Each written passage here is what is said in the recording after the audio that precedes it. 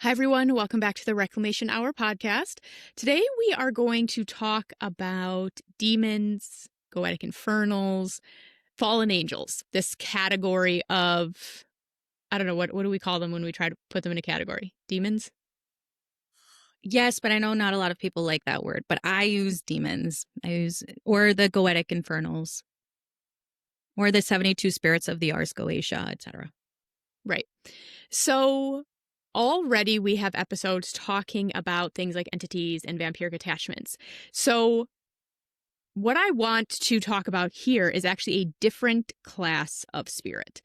And I want to start with some history because one of the things I think is really important to understand when we are on especially a sacred feminine path, but really any non-Christian path, is to understand some of the nuance in these things and how they evolved over time and how we came into this paradigm of good and evil that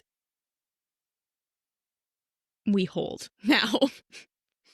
So as we jump into this, one of the things I'm going to start with some history. And I think it's just important to understand that like we cannot cover all of the history and all of the nuance here in this podcast. That would require like a master's level course at least.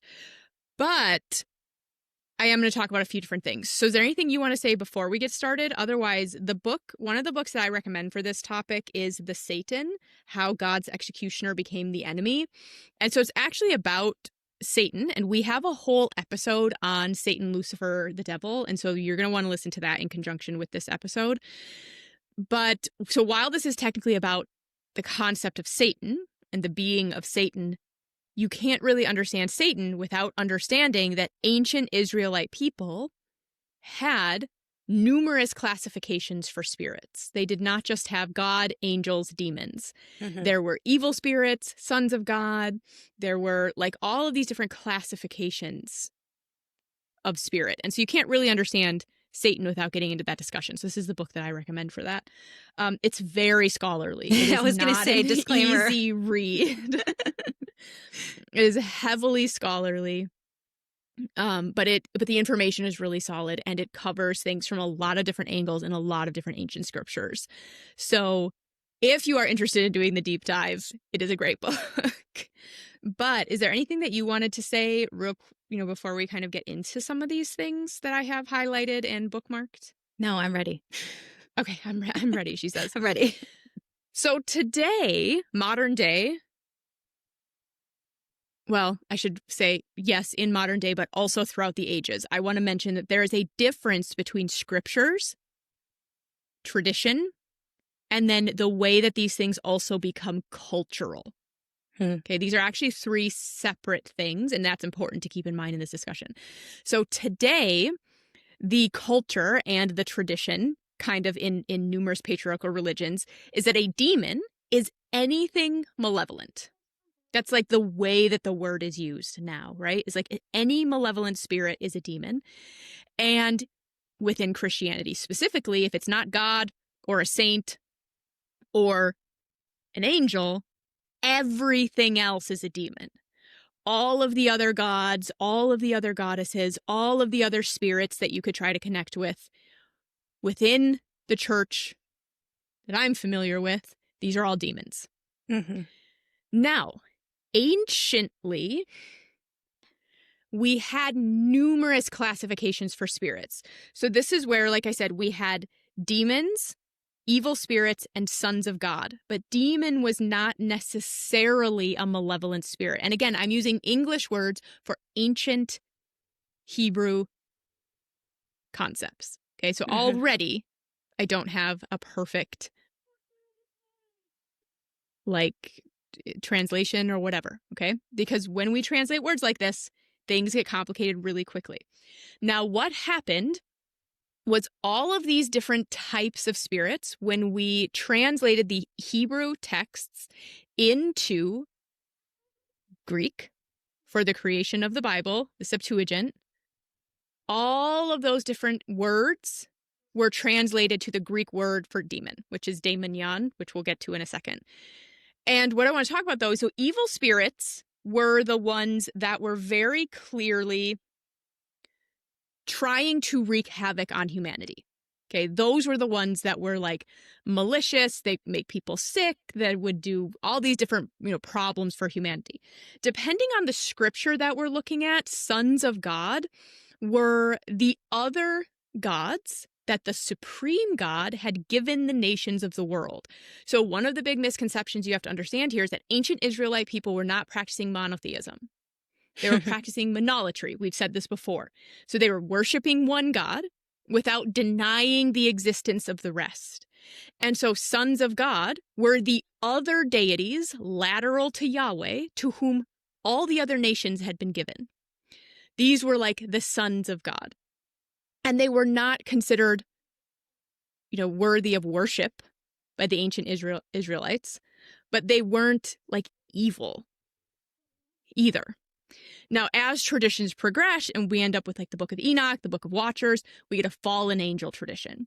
And so then we start to account for evil and sin in the world being the fault of fallen angels. And those have then been lumped in with this, again, category of demons. So any malevolent spirit. But as I've already talked about, we had all of this nuance and all of these different classifications of spirits. And when we start to look at other cultures, pre-Christianity, pre-patriarchal religion, we see that cross-culturally, cultures have various types of spirits. Malevolent ones, benevolent ones, neutral ones. And then over time, all that nuance was stripped and everything became evil. So, is there anything that you want to say there? I managed to get through that faster than I thought I would. I'm going to check my notes quick. Yeah, I think something to note here is that when we're talking about the Canaanite pantheon, we also need to understand Yahweh didn't really start showing up. Yahweh as a deity didn't start showing up until around 17 BC. Mm-hmm. And it was a god that came from the north and integrated himself in what was already called the Canaanite pantheon. And so that's when we start to see monolatry kick in, because before monolatry, it was a polytheistic pantheon. Right. And then once Yahweh came in the picture around 17 BC, that's when we start seeing more of like the worship of Yahweh, with like in a monolatry style. And then we start to see the demonization of the rest of the Canaanite gods. And that's when we start to see monotheism begin to kick in, the belief that there is only one God. Mm-hmm. And in order for monotheism to work, you have to account for all of these other spirits. Yes. So basically everything got demoted to either demonic or angelic status. So a lot of the angels that we know of were actually deities in their own regions. Mm-hmm. And a lot of the demons, in quotes, that we know of, so think like the really popular names like Belial and Beelzebub and Asmodeus, right? Like in the horror movies, these are always the ones that are like possessing people and causing Moloch. problems. Yeah. A lot of these were deities before they were demoted to and demon. they were from neighboring regions, right? There were local indigenous spirits that people already understood.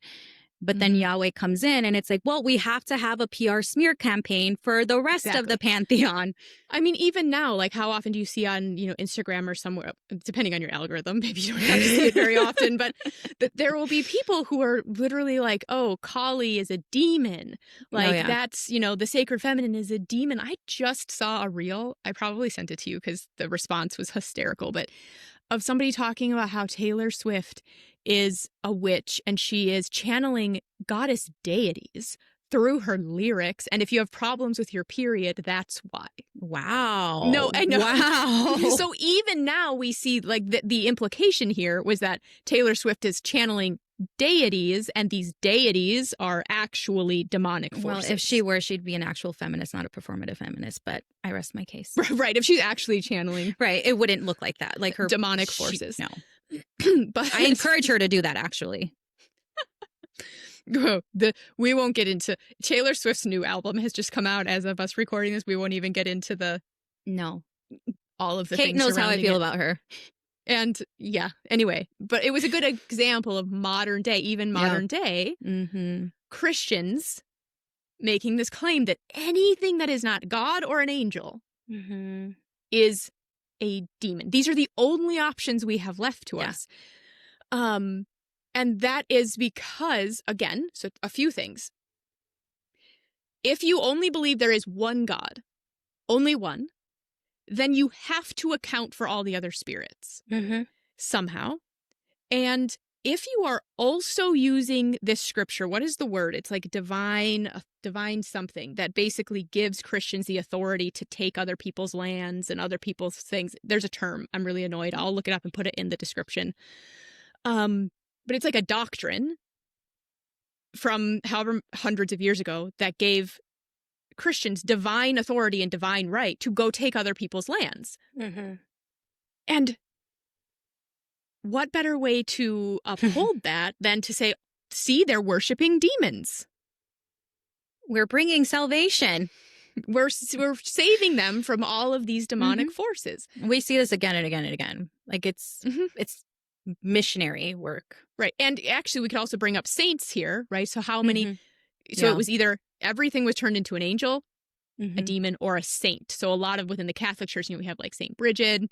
There are a lot of different saints that locally were deities, and people were like, all right, fine, it's a saint. If that will keep you from killing me and my entire family. Then she's a saint. So the nuance was stripped in order for it to be a control measure. However, kind of in between those two pieces, we went from all of these ancient Hebrew, Israelite, Canaanite concepts and types of spirits, and we translated them into Greek because they wanted to translate the Bible into Greek. And when they did that, they took all of these different words and just translated them to the Greek word for demon. So why don't you talk about that for a second? Because I could just like keep rambling about this forever and ever, and you just won't get to talk at all. But you have really good insights on this topic. It was during the Septuagint, the translation of the Hebrew Bible to the Greek, that we start to see that now the different classifications or categories of other spirits that we were well aware of, now all of a sudden everything becomes the word. They replace that with the word demon. Demon comes from the Greek word daimon or daimonia, and all that means is guiding spirit.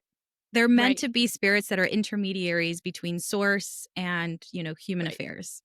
That's literally it. To me, when I hear like scholars talk about it, it kind of makes me think of like the Holy Spirit from Christianity, where it's not God, but it is God, but it's not God. It's like this animating force. Kind of. So it kind of makes me think of that when I hear scholars talk about the word. Yeah. And so that's part of that, smear campaign that the rest of these local deities and spirits kind of got, the short end of the stick from intentionally, purposefully, because that's what was rising at the time was monotheism. And I think that the other thing about this is that no, I'm not going to get into that. That's okay. That would be off topic a little bit. So okay, well, whatever it is, bookmark it, and we'll do a different topic. We'll see if it comes up. I had to Google really quickly if the Septuagint contained the Book of Enoch. I don't remember.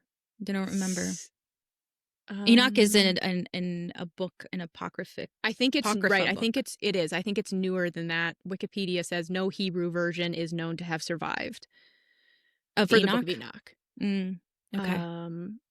And the interesting thing about the Book of Enoch, which I bring it up, which made me think of this question, is because the Book of Enoch is no longer considered canonical by the vast majority of Christians. I think the Ethiopia Bible still contains it, and they still consider it canon, and that might be the only example. The interesting thing about the Book of Enoch is that it wasn't removed so much because they had a theological problem with it. It was removed for space. Literally just for space when they started to create the Bible. And the interesting thing about the Book of Enoch, so it's not considered canonical.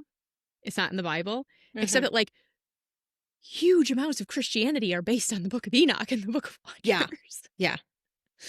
That's why I was wondering. I was like, I wonder, was this like included in the Septuagint? Like, where does this fall on the timeline? Now I'll have to find out where it falls on the timeline compared to the Septuagint, because I'm not actually. That's a good point. Because I'm just curious. yes, a lot of what you read in the Book of Enoch is like, holy shit. Yeah. And we talk about it a little bit in the devil episode, because the whole fallen angel thing, of course, is where we get Lucifer. And we do see the fall of the angels in the Book of Enoch, but it doesn't become this big war, like this huge grand war against God, until Milton's Paradise Lost, which was like 1660 something, I think. I don't actually have my timeline in front of me. Everybody who's been in my world for a while knows I usually have a timeline pulled up on my computer so I can get the dates right. I don't have it. But my point with Milton's Paradise Lost is that it's modern. This is a modern writing, and it was fiction, and it was satire. We talk about it in the devil episode. And so I'm just curious now where it falls on the timeline with the Septuagint. But the fallen angels were all, again, lumped in with demons as well, which I think we'll talk about that more here in a minute. But is there... So anyway, so back to the demon thing with the Greek. Daemon. Eventually, that becomes synonymous with malevolent, especially when we then get English translations. And they translate the Greek version into English. And this is why translations matter. Because by the time we get to an English version of the Old Testament, most of these were written in, I think there are a couple different languages they were written in originally. Do you know? Were they all written in? What are you referring to specifically? So just like, yeah, well, see, exactly. So that's my point. So the Old Testament wasn't written in English, obviously. Oh, yeah. It wasn't written in Greek. It was written in even more ancient languages that had more nuance, like ancient Hebrew, and then translated into Greek, and then translated into English. We don't even have clear, obvious translations from ancient Hebrew to Greek half the time. Sometimes that was intentional. Sometimes it was unintentional. Sometimes it's just because languages don't translate directly sometimes. They do and not. So then whoever's doing the translating has to decide what the author intended and how to best translate that into the new language. So by the time we get into English, these scriptures have been just decimated, in my opinion. Yeah. Yeah. And so then by the time we start getting the English or the New Testament written down, we demons are a whole other thing now in the New Testament. The other thing is that even the ancient Hebrew also took a lot from beliefs of the Mesopotamians. So there's even like another layer of ancient language that, that predated what we, the Torah as, ancient Hebrew. And then ancient Hebrew also, like, there's a lot of dialects based off of that as well. So it's like, yeah. For anybody who, wants to kind of learn more about this stuff, Dan McClellan is really good about these translational pieces. That's who I really like to listen to. He has a podcast. Obviously, he's really well known on like TikTok and Instagram and YouTube. So any of you guys can go find him. He's like a scholar of all this stuff. And theologically, I don't agree with him on everything, but I really like his scholarship. And I have heard him correct himself on numerous occasions. So I always appreciate that from people. To be like, so I said this, but then new evidence. Then I learned this. Yes. Exactly. Yeah. We reserve the right to make mistakes, y'all. It's okay. So, okay, where are we on our timeline? So we're into the Septuagint. Now there's a lot of it, like more, again, see, like there's so many different nuances, because the concept of what a demon is as being malevolent comes from not just the Hebrew Bible, not just the Old Testament. By the time the New Testament is written down, we have a much clearer concept of what an evil spirit is. This is all taken and translated into the Septuagint. And we also have things like the Dead Sea Scrolls and all of these other non-canonical texts that would have been floating around and then eventually disappeared for a while and then popped back up, right? And this all informs culture, and this all informs tradition. And so one of the examples actually I just heard Dan McClellan make was in the Bible, right? When we first meet Mary Magdalene, she's like Magdalene, Mary of Magdalene, Mary called Magdalene, who had 7 demons cast out of her. We never actually hear the story about her having 7 demons cast out of her, which means, this is what Dan McClellan pointed out, there was already a tradition. People would have understood this to be a reference to something specific. Like if I made a reference to Lord of the Rings or Star Wars or something like that right now, people would recognize the thing that I am referencing in my comment. Okay. So while we're losing nuance for all of these different kinds of spirits, we are also losing the nuance for the underworld. So pre-Christianity, every tradition has various ideas about what the underworld is, what happens when you die, all of these different things. And as all of this stuff about demons and evil spirits and fallen angels and Satan is kind of being solidified in the canon and in the tradition, so is the concept of hell. And I want to point out again here, and I think we did this in the Devil episode as well, and in the Venus episode, that the feminine deities, our goddesses worldwide, are very often like going down into the underworld to do things. Okay? So we have Isis and we have Inanna, and we have all of these different deities who are going down into the underworld to like find their loves and to resurrect things and to do all of this stuff. And just like we talked about in the Devil episode, there becomes a very clear link and a very direct and intentional link between the underworld and the feminine, between the underworld and the earth. We start to get this really clear split between God and sort of heaven as good and everything else as inherently evil.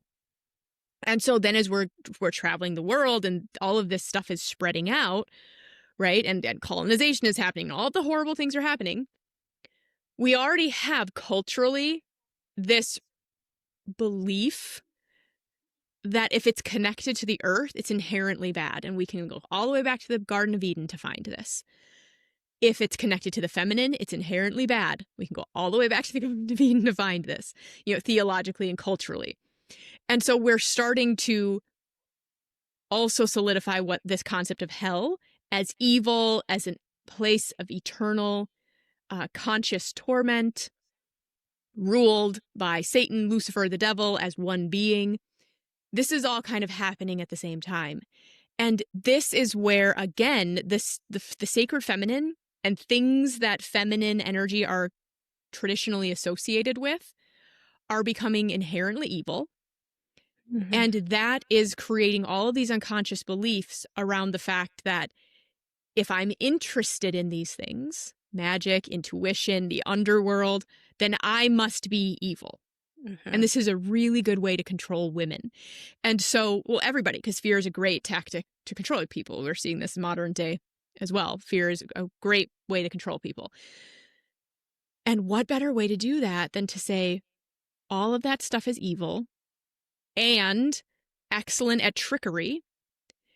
And the only way for you to be saved and to know what the truth is to follow this one book. This is the only objective truth. Because as we're seeing all of these traditions and canons start to formalize, we really see this idea that Satan, Lucifer, the devil is also a trick. Like he's very good at pretending to be something good.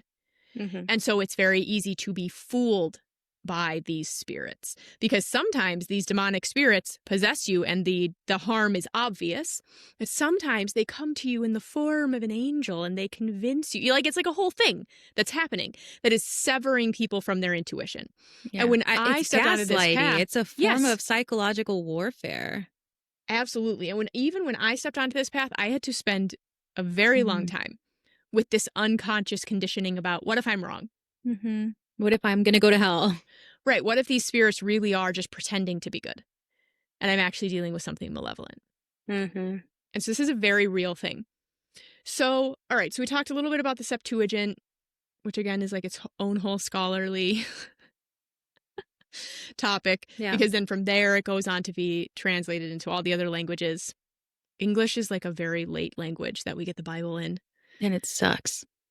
Yeah, because we get it in Latin and stuff first. Mm-hmm. So anyway, before we get into more like personal gnosis-y type things, and I have like priestessy stuff to talk about as far as how we can reframe all of this, let's talk about some slightly more modern things. So as colonization, one example I want to give you guys as how this was very specifically used as a weapon of colonization, and I am going to butcher all the pronunciations, so I really apologize to anybody who can speak this language or is from this region in Africa. But when they went to translate the Septuagint into Setswana, which I believe is it's a language for a region of Africa. I Googled it, but I couldn't get like a real clear answer. And so I just really apologize to anybody from this region that I don't know the exact details. But here's the important piece, and also the word that I'm going to butcher. In the Setswana language, they have a word for evil spirit. They also have something called a bademo. Bademo, I wouldn't know how to pronounce this. I'm sorry. And that spirit is actually like a benevolent ancestral spirit.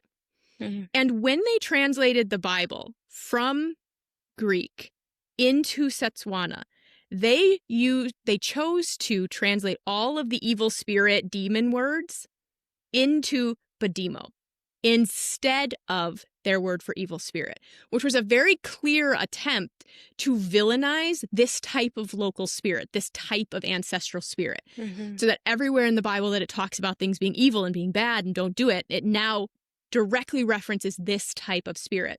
Now, I chose this as an example of how the demons were weaponized to colonize people because it didn't work. Instead of these people, and I don't know what's happening modern day, but anciently, instead of them turning away from these ancestral spirits, they actually just started using the Bible as like a divination tool, as another way to connect with these spirits. So I just really like this example, like for that reason. But it's also a really clear example of an intentional attempt to demonize and erase local traditions using Christianity and demons to do it. Fear. Exactly.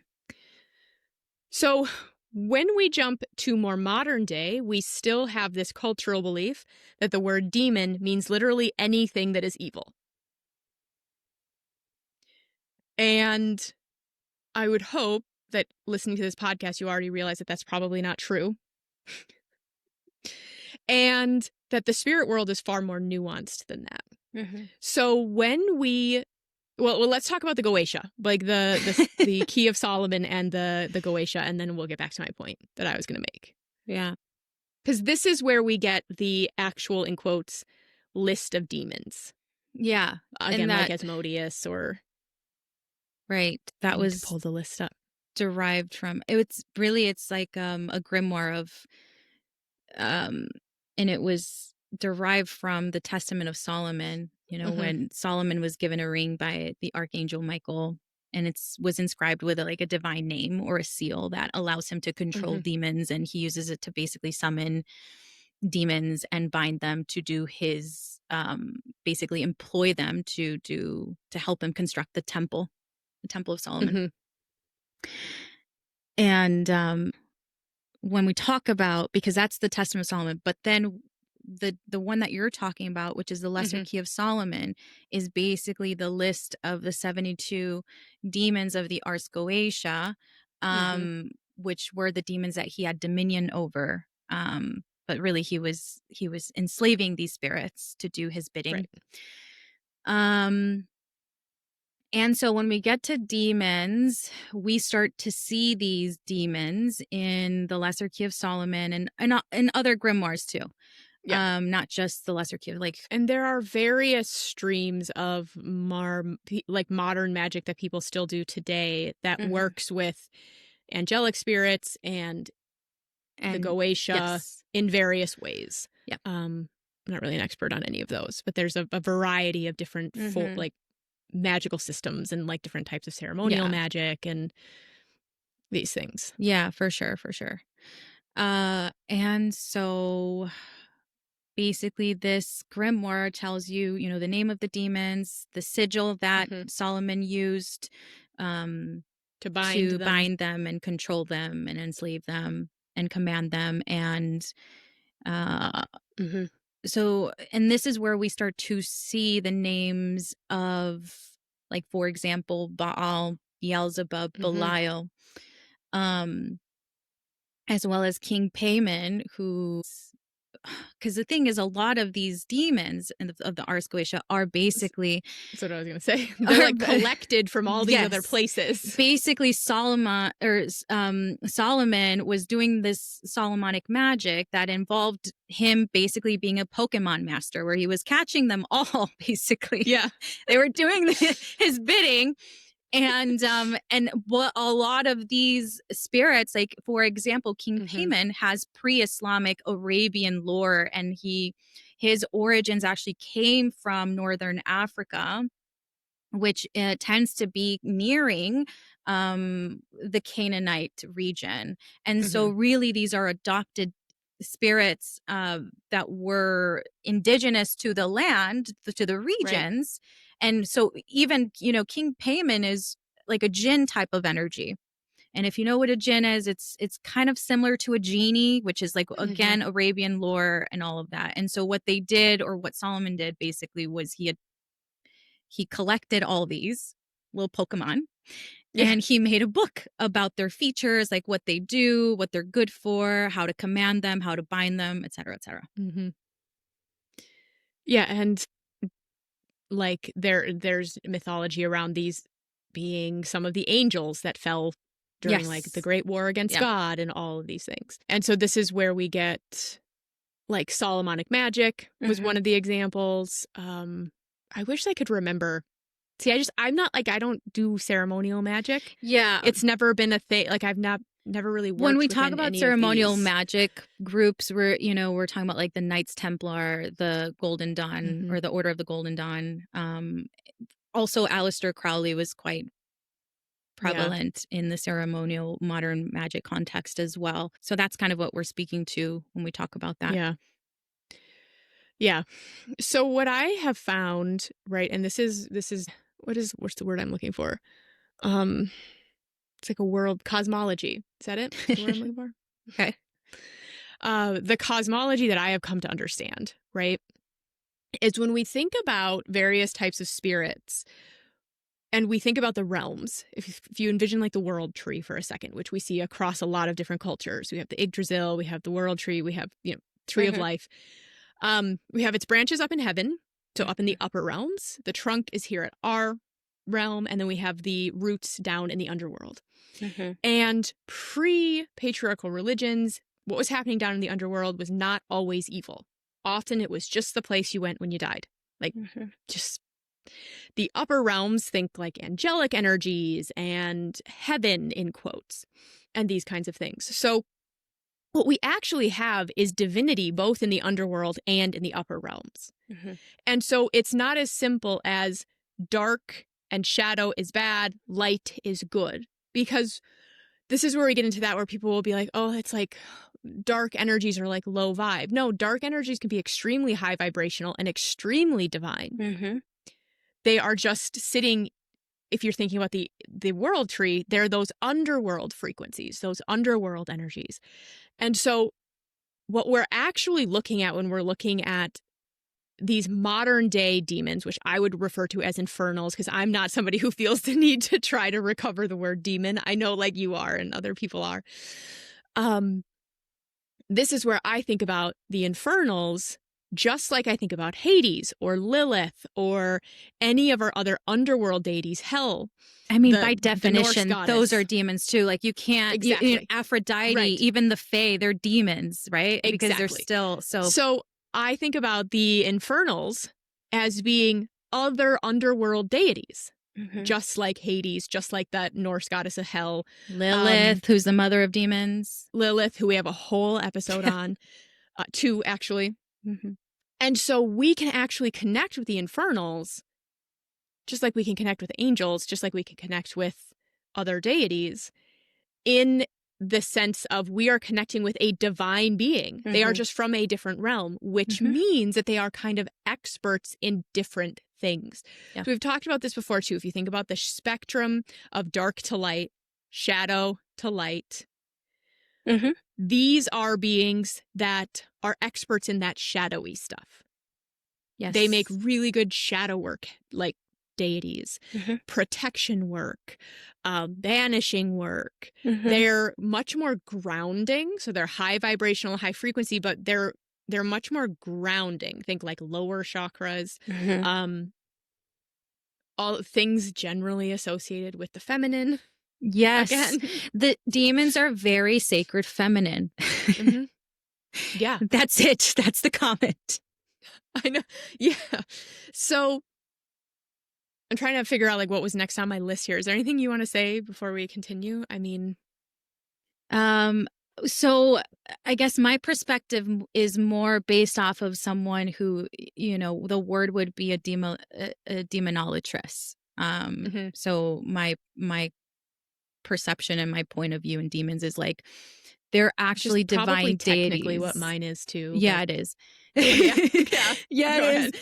I just really didn't even like learn. Like, I didn't read the demonolatry books. I didn't follow the demonolatry accounts. Like, this is literally just my experience working with these beings. Yeah, and I started off by studying all of this. So right, Kate started off by like just experience, and I was like doing all the demonology research before. Yeah. No, I still. Anyway, continue. Yeah, but really, they're from my point of view, my experience, and I think from a lot of people who are on the left hand path. Well, the other part of that is that they are associated with the left hand path, which is very sacred feminine. Once again, I was just gonna say, which is what?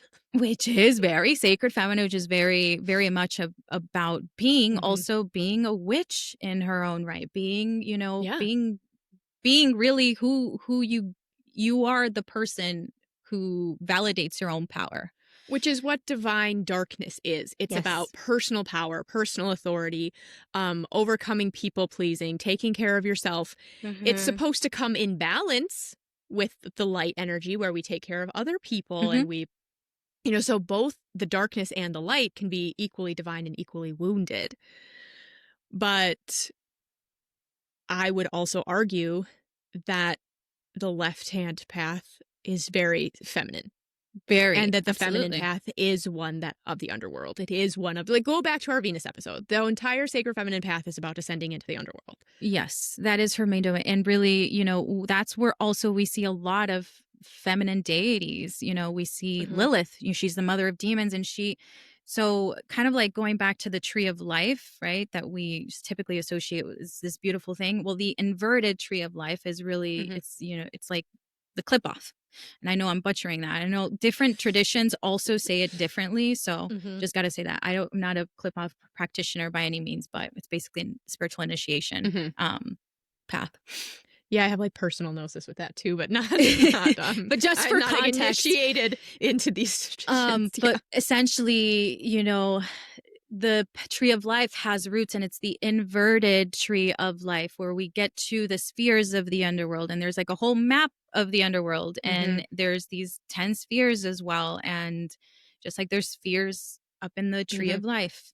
By the way, Klipoth is also based off of like the Kabbalah and the Zohar and all of that. So that's, if you're wondering where that's coming from.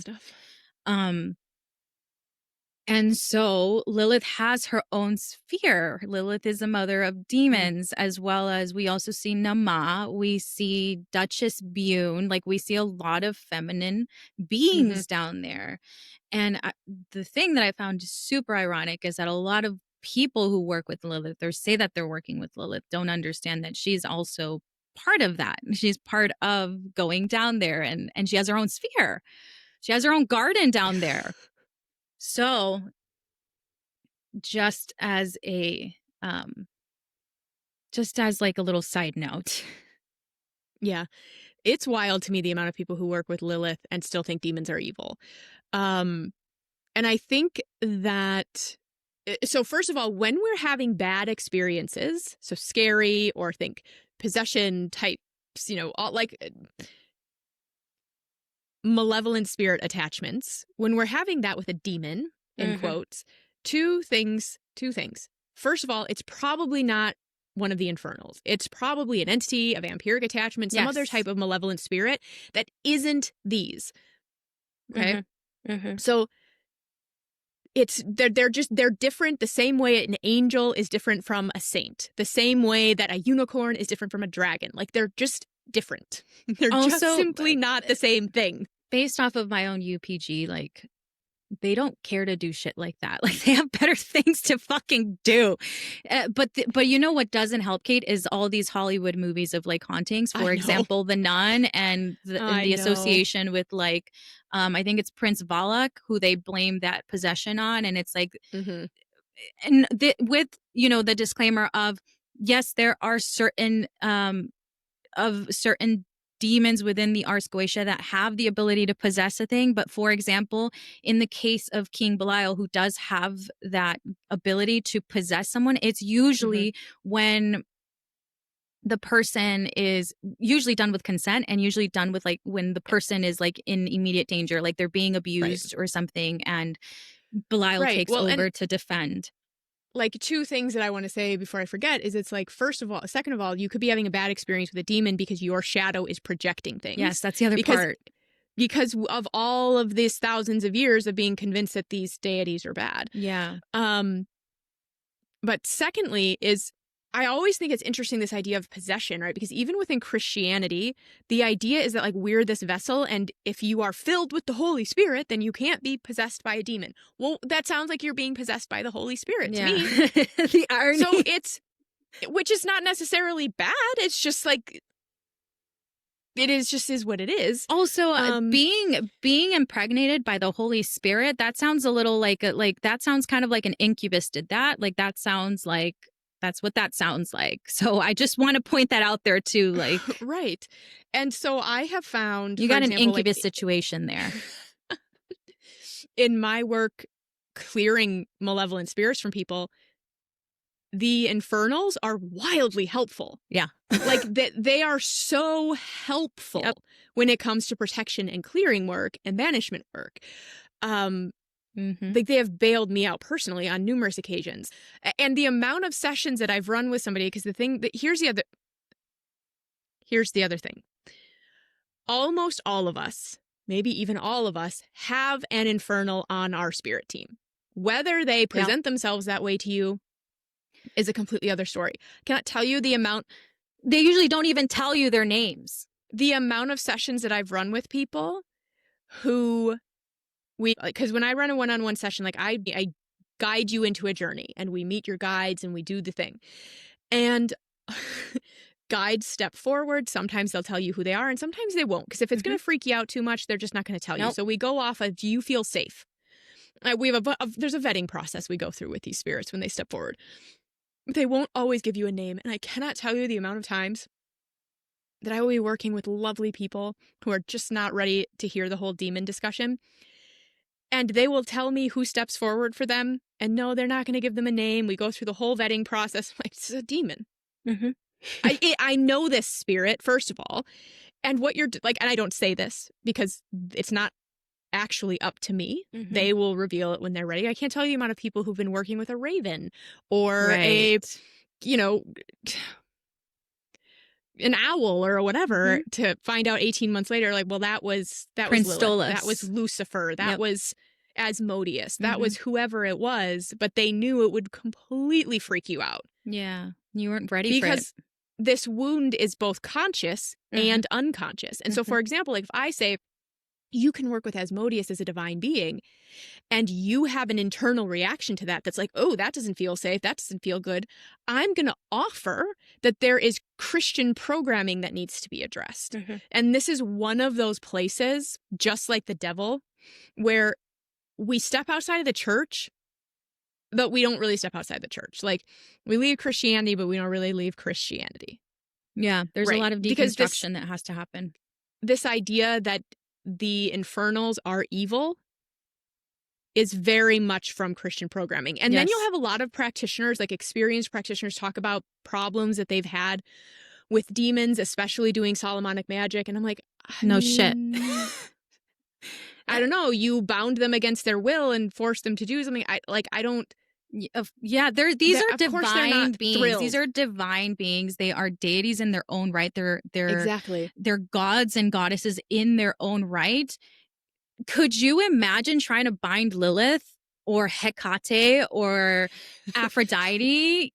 Like, they're not going to take well to that, and that's your own fucking fault. And most of these, because of the history through Solomonic magic, they're already conditioned to absolutely be repulsed by somebody summoning them that way. Mm-hmm. So they already have these, like, this preconceived notion of, like, oh, this person is summoning me, like, I'm not going to take well to that because they have history of that, and that did not pan out well for them, thanks to King Solomon. And I'm not going to just. Could you imagine if I had just met Kate, or I had just heard of Kate, and she's this magnificent cook, and I just, like, stalk the shit out of her, and I'm like, show up at her house, and I'm like, Kate, I want you to make me this meal. She's gonna be like, who the fuck are you? What are you doing here? Get the fuck out of my house. I'm calling the police. Like, and it makes sense that she would do that. And because, in part, so two things. The infernals can be a little sassier, in part because of what you're talking about. Yeah. And in part because of the energy that they carry and the realm that they belong to. Mm-hmm. They are experts in the shadow, the human shadow, and the various shadow wounds that we carry. So, like, Lucifer is not actually on the list of the Goetic Infernals, but for example, like, his deadly sin is pride. He is an expert in helping us to heal pride wounds. Yep. Okay. Asmodeus, I believe, is lust. He is an expert in helping us to heal lust wounds. Because they are so closely associated with humanity and the wounding that we carry.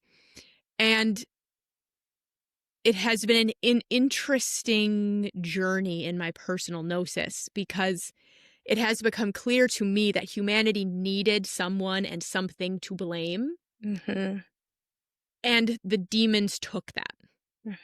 And they said, all right, let it be us. But there are really powerful guides that we can connect with. I don't recommend that you just, like, drop into meditation and, like, traipse your way down to the underworld to meet with the infernals. I think that you might want to put a little more thought into it than that. But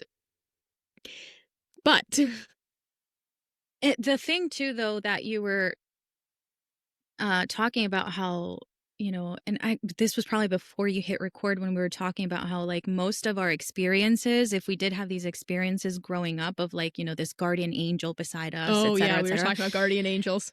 They're not actual angelic beings, they're actual demons. Like, there are particular demons of the Ars Goetia that are very common, or commonly known for presenting themselves and protecting children. Lucifer is one of them.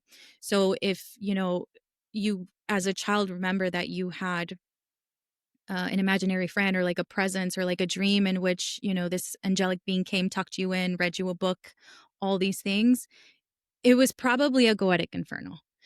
And the thing about that is that they're very, very present, at least to us. Like, they're more perceivable to us as children, and then over time, as we get religious conditioning and social conditioning, that connection kind of fades away, and even like certain psychic gifts turn off, even like dreams. So the other thing is, if you are someone who has very prophetic dreams or has a very active dreamscape, you probably have a Goetic infernal on your spirit guide team. Because that's also, think about, dreams are an unconscious part of the psyche. And it's also part of how we're able to heal trauma is through dreams. When you start getting nightmares about a certain thing, this is like through my training as a somatic practitioner, that is a sign that your psyche is ready to heal from that particular trauma. So oftentimes these goetic infernals come to you through dreams as well. And they tend to also follow you throughout lifetimes or through intergenerational links as well, where they're constantly, guarding you, guiding you, because they don't look for recognition. Even if they don't mention their name, they're still guiding forces. There's still protective forces around you. And so most of these, we pin this to guardian angels when that's really not, most of the time, it's not true. Now, I'm not saying it's not possible, but it's most of the time, it's a goetic infernal. And there's a lot of, depends on like your soul makeup and just like your soul resonance as far as which beings are going to be most like resonant for you, right? So like I know people who used to see fairies all the time when they were a kid. Yeah. All the time. Yep. And then conditioning kicked in and then they stopped seeing them until they opened up their gifts again. I never saw fairies. I still don't see fairies. Because my link to the fae is different and specific. And so it wasn't going to just be like something that I saw when I was a kiddo. Whereas for some people who are very connected to the fae, this is what they see. Other people are very, connected to fill in the blank. There's just so many different types of. And this is the nuance, again, that we lost when we started lumping everything into the category of demon. Because we lost the understanding that not only are the Infernals, for example, divine beings, we lost the understanding that the fae are not malevolent. Now, again, with the fae, lots of disclaimers because they can be tricky, but they're not inherently malevolent. Okay. Land spirits, not inherently malevolent. Like there's just all of these other classifications of spirits that aren't inherently good or bad. They're very much like people in that sense. Yeah. And then we really lost all of this nuance by just saying, okay, if it's not God or an angel, it's a demon, and that makes it evil. And the thing is, there had to be this binary framing of good versus evil, and it's a cult. Like usually that's one of like the attributes of a cult is there has to be an us versus them narrative. But the thing when you mentioned fairies, the other thing is oftentimes when a lot of children are very connected to the fae, sometimes it is the fae, but sometimes it's like Duchess Bune, who tends to be a pixie type of fairy demon. So it just, it overlaps a lot. Well, and this is something that happens to me on my path is very often first an animal will step forward. So it might be a dragon. And then deities associated with that starts to step forward, as Modi is associated with dragons. I have had this happen like 4 or 5 times where some type of animal will step forward. And it isn't, for me, it's not that the animal then reveals itself to be that deity. It's just, it's like sent as this precursor. Yes, it's like the little breadcrumbs. It's like a little trail of breadcrumbs that they're leaving out for you. Like, here, get her started on the energy on the path, and then we'll... And the archetype that's associated with a certain, symbol or animal or insect sometimes. It's really silly. When you mentioned the owl situation, I had already been working with Lilith, and this was around the time that I started really diving into astrology. Prince Stolas, who is depicted as an owl, he's very studious. He's very mercurial. He's an alchemist. And I can picture his YAWEH picture. Yeah. If you Google the photos, you guys, like half of them aren't even scary. I'm like, they're quite cute. First of all, the photos, it's like, I'm supposed to be afraid of that. And secondly, it's like, teaches astrology and math. And I'm like, I'm sorry. It's so insane. It's like, man, they literally teach. Or for example, when President Bure, he has the face of a lion and he has legs all around him. And basically he's able to move like in all directions, not just like north, south, east, west. It's like, right. And as weird as he can look, he was one that I connected to when I was literally out in my garden. And I was just like learning how to garden. Oh, sure. On my own. And it's like, you know, and he was very like, we would be like at Telly's gardening shop, and it's like, it was just sweet. Like I want, and I was never really like a person who preferred like more pastel colors in my garden up until I started working with him. And he was like, I really like those yellow roses. And I'm like most of these really aren't I'm like, okay. terrifying. Like, and I'm like, No. okay, like, I guess. But I think this is a good example of the fact that they hold that dark energy, right? But dark doesn't mean evil. No. It just, it's this, again, this spectrum of light to dark. Okay. And dark energy isn't bad. It's about self-autonomy. It's about self-sovereignty. It's about knowledge.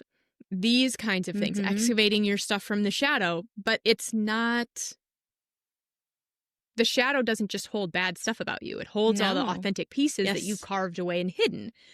So sometimes that's gentle stuff. Sometimes it's like when I met one of my demons, I was working with one infernal, and I would drop in to connect with him, you know, because we were working on a variety of shadow work things together.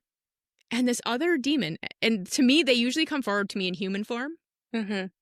But he would come in and he would just be like, hey, and he'd shake my hand, and then he'd leave. And I was at a place where I was like, I cannot have more guides right now. I'm overwhelmed. This was very early in my path. And it had that energy of like, if you're working in an office and you need to move something, and so like your office friend is like, let me go get Jeff, like one floor up. He's really strong and he can just help us move this desk. Oh, yep. Like it had that energy. And then like it had that energy. And it was just so chill, but I was like, I'm not available for more guides. And so he just did this for months. He'd just be like, hey, and then he'd leave again until I was finally open to the connection. And he's been like my most important, like protective spirit ever since. But he's one that with me, he's like a giant teddy bear that can just literally look like a teddy bear. He looks like a human, but he's got this like giant teddy bear energy until there's a reason not to. And then it's not, then it's like a bear. Like, like run. Think about like a grizzly bear. Like, oh my God, they're so cute until they're angry. And then it's like, so, okay, run. So, yeah. So, yeah. But I find their energy to be very grounding. So a lot of people who work with angelic beings or other upper realm beings can get very like almost like headachy. Like you're yes, you give yourself a headache, literally. You're coming out of your body kind of. And infernal energy is much more grounding. So it can be a nice shift. But if this is something you guys want to learn more about, you'll have to let us know, especially if you want to learn more about this inside the temple. Because I don't necessarily, like I said, I don't necessarily recommend just like popping down to the underworld and being like, hey, who wants to work with me? Because often there's some shadow stuff we need to work through. There's some past life stuff we need to work through. And the underworld, while numerous realms for numerous things and not an inherently bad place, does house the things we don't want to come into contact with as well. So I just don't recommend like just traipsing your way through just to see. I mean, hey, you do you. I'm just giving you the disclaimer. So. Yeah. All right. Anything else that we want to say? I feel like we're forgetting something. No, I think we're good, right? We just wrap up the UPG. Yeah. I mean, like, so again, like, I'm just like scrolling through these photos of like what photos? the Goetia. Oh, and some of them are kind of scary, but some of them, like, this is like some type of sparrow standing like this with a sword. Like, it's not. So, and okay, sometimes too. For example, King Payman, right? He's usually depicted riding a camel. But you know who he looks like to me a lot is that guy from Dune. What's his name? Hold on. I have not actually seen it, so I'm going to need a whole lot more. talking about Timothy cast. Chalamet? Yes, yes, Chalamet. That's his Timothy Chalamet. That's exactly what with a little bit more rugged, obviously, because but he definitely like, you know, and of course, like he's got these like very like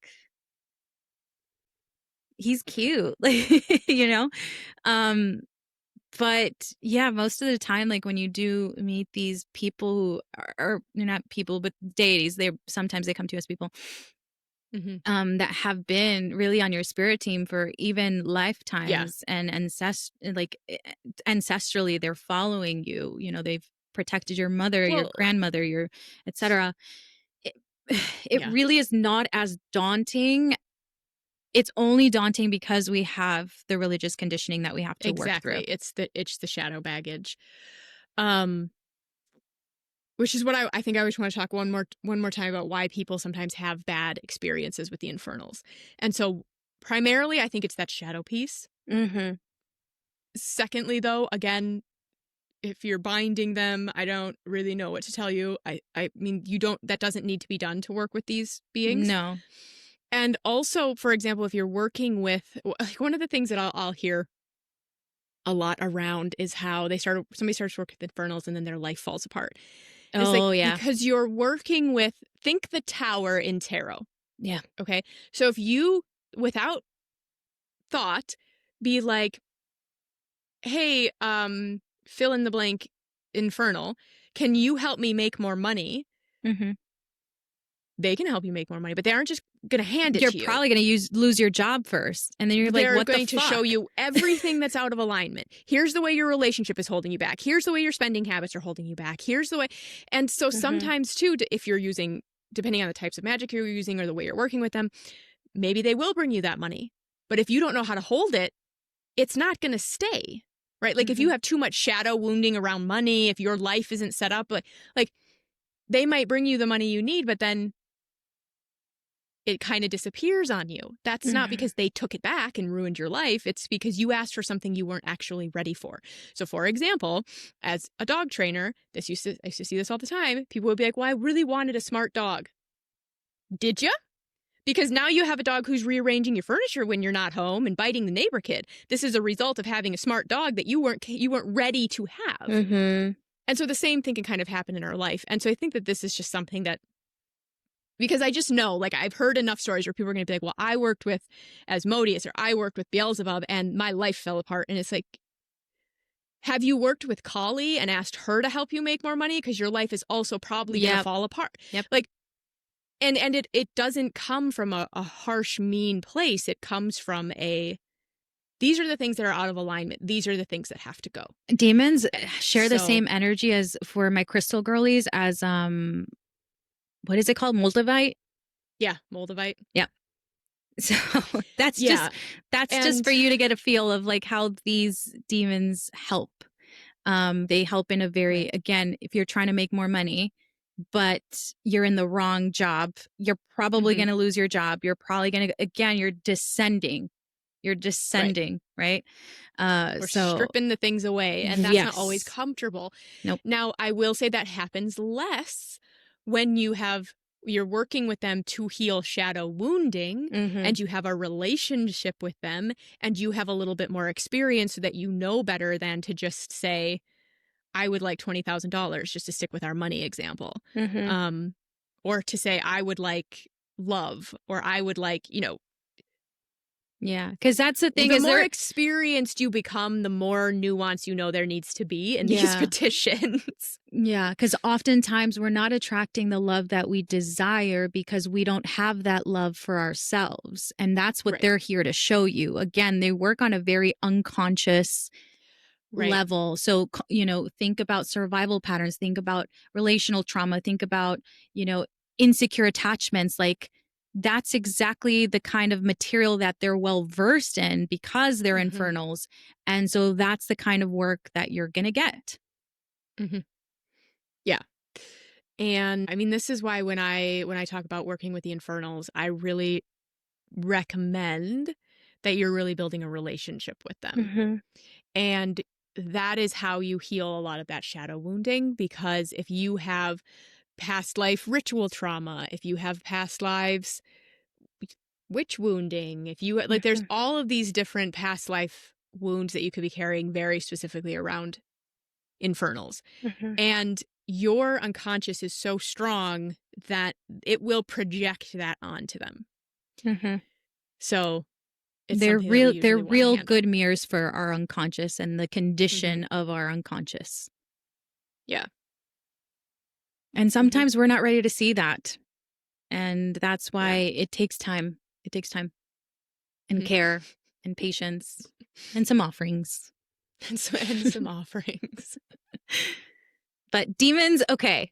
Demons are not evil, okay? It's not the same thing as parasitic entities like attachments. And oftentimes one of the things too is like most possessions or like most haunted things, they're not, the culprit is not an actual demon. It's an attachment that was born out of the collective unconscious. It is a parasitic entity. It could be vampiric. It could be, you know. And they can be really good at appearing as though they're demonic. Yeah. They could, but they look different. They do when you know what you're looking for. But the problem is that a lot of people don't. True. And because of all of the things we've talked about in this episode, we just lump anything scary into demon. Yeah. And I still see that a lot in like the love and light community. It's like you either don't believe in them or you believe that, you know, if you're not speaking to these higher frequency beings, then it must be demonic or da-da-da. And it's like, well, that's usually a red flag for me. Well, and again, that's you know, Christian programming. Yeah. It really hasn't been resolved. It's just Christianity 2.0. Exactly. The New Age, the love and light, it's very much just another arm of the colonial, patriarchal, capitalistic systems that we live in, which doesn't mean there isn't some truth there, but there's a lot of truth in Christianity too. There's a lot of truth in all of these different things. But it is wild to me the amount of New Age spirituality I see that I just go, that's Christianity. That's straight up Christianity. You've just named it something different. Yeah. Like, leave demons alone. I get so upset. Yeah. I get so upset. I'm like, they're just here to teach you math.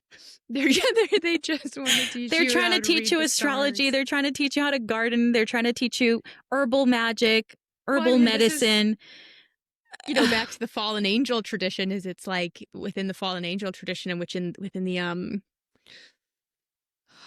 like the giants and there's like a whole thing here. Okay, yeah. But it was the fallen angels that like taught women how to wear makeup. Yeah. And like, brought sin and destruction into the world through makeup and weapons. And just it's a scapegoat. It needs you have to have somebody to blame. And it's, you know, when you talk about the giants and all that and the watchers, it's like for example, I know. King Azazel was like the scapegoat for that situation too. So right. And I have all kinds of UPG around this that if anybody really wants to learn about it, we can do a workshop inside the temple and I could teach you all the UPG, but but we're trying to stick to like don't think I'm going to do that here. Sorry. Yeah. Yep. But yeah, Azazel was what came to mind when you mentioned that. I'm like, poor Azazel, leave Azazel alone. leave Azazel alone. Who in many of the grimoires too, he is said to be the consort of Lilith and co-rule her sphere with her, and also, but sometimes in different lores, he's said to be the consort of Nama, who's also a succubus kind of demon spirit, who's related to Lilith. And so he's also one of those that he looks after children a lot, especially those who tend to be, you know, the black sheep of the family. He presents a lot for them. And those who have psychic gifts as well. And then all of a sudden they shut off and then they grow up and they're like trying to rediscover. Usually he like pops back in the picture when that's happening. You know, this was the fallen angels are the angels, right? Under that particular lore or mythology that are essentially the left-hand path where it's like, no, Right. I'm not going to be compliant. I'm Mm-hmm. going to reserve my power. I'm going to act upon my truth. I'm going to find those truths. Yeah. Um, it's very, sometimes too, it kind of reminds me of like the myth of Prometheus, who went against the gods, the Olympian gods, to give, basically, he stole fire from these Olympian gods to give it to Mm-hmm. humanity. Right. This is also like the knowledge, which is also Right. why Azazel is oftentimes in some books, in some grimoires, he's said to be the serpent in the Garden of Eden because Mm-hmm. he's the one who gave them the knowledge. Well, and this is something we'll talk about more because this is the sole thing for my upcoming year-long priestess training is this idea of a light bringer, this archetype, where we have, Jesus and Lucifer are just opposite sides of the same coin. Mm-hmm. And a lot of these demons hold within their mythology Yeah. this archetype of the light bringer, which is just a bringer of knowledge, a bringer of wisdom, bringing light into the dark. Mm-hmm. And we see this in like pretty much every lineage. This is how archetypes work, right? We've seen them Yeah. cross Yeah. culturally. Because like Alil and, how am I forgetting? Enki and Alil, Hmm. from the Babylonian Mesopotamian lore, again Hmm. shares very common archetype with Azazel, with King Azazel, with Lucifer. Hmm. They gave the humans this knowledge that Exactly. they weren't supposed to attain because they didn't want to Hmm. remain servants or compliant to what was Right. happening at the, in the context of the story. Right. It's very much the light bringer or the knowledge bearer. Yeah. Yeah. And definitely go listen to the devil episode to learn more about Lucifer's mythology because that's a ride. How he got Yeah. demonized. So, Yeah. all right. Well, I guess that will be it then. Sounds good. And we'll see you in the next episode. Bye. Bye.